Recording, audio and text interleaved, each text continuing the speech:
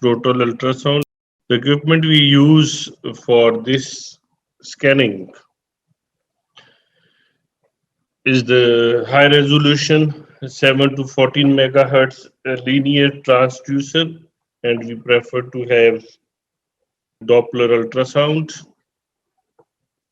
for scrotal scanning. What are the indications? The indications include evaluation of scrotal masses, acute scrotum, like in cases of trauma, undescended testicles, male infertility to rule out any varicocele or measuring the varicoceles, testicular ischemia, search for occult primary and metastatic disease, and we also use it for follow-up of testicular microlithiasis. Some of the normal values in adults, the average size of testicle is the length is 3 to 5 centimeters into 2 to 4 centimeters width and 3 centimeters AP diameter. It is average. Weight is usually 12.5 to 19 grams, which decreases with age. In echo texture, it will be homogeneous granular-like thyroid. Thyroid is also appearing homogeneously granular. Epididymis is 6 to 7 centimeters in length. Head lateral to upper pole of testicle, which is 10 to 12 millimeters in diameter. Body and tail are posterolateral, usually 2 millimeters, but less than 4 mm in diameter. The vascular supply, vessels travel in the spermatic cord. Mediastinum testes seen as an echogenic band surrounding a tubular structure and vascular band seen in almost half of testes. The piniform plexus seen above the testicle. Here we can see these structures which I just mentioned. Here is the cut section of the testicle. You can see the tunica albuginea, the layer outside. Then are the lobules.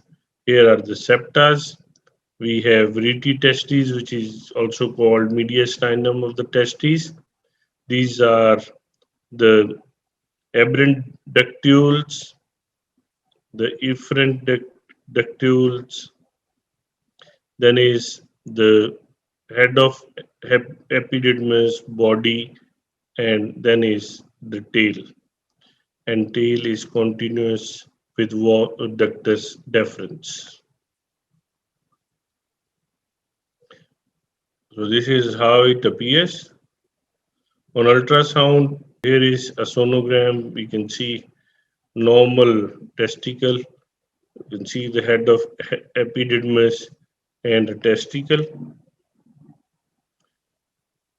We can have testicular bands. This is a vessel inside.